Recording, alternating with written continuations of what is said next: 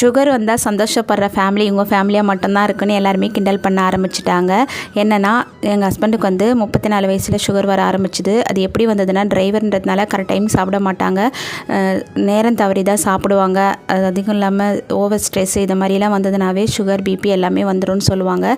நம்ம ஸ்ட்ரெஸ் இல்லாமல் இருந்தால் மட்டும்தான். அதே மாதிரி ஃபுட்டில் வந்து நம்ம அதிகமாக காய்கறிகள், கீரைகள், பழங்கள், சிறுதானியங்கள்லாம் சேர்க்கும் போது பிபி சுகர் எதுவுமே வராது நம்மக்கிட்ட. இதெல்லாம் வந்ததுக்கப்புறம் தான் நாங்கள் வந்து இந்த மாதிரி ஹெல்த்தி ஃபுட்டெல்லாம் நிறைய இருக்கா, இதெல்லாம் இவ்வளோ டேஸ்ட்டாக இருக்குமா அப்படின்றதையே நாங்கள் கற்றுக்க ஆரம்பித்தோம்.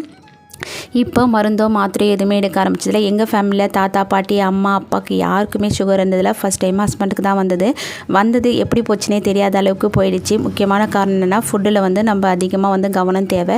எல்லாருமே ஹெல்த்தி ஃபுட் எடுத்துக்கோங்க, ஹெல்த்தியாக இருங்க. கண்டிப்பாக வந்து குழந்தைங்களுக்கு இந்த வயசுலேருந்தே பழக்கி விடுங்க.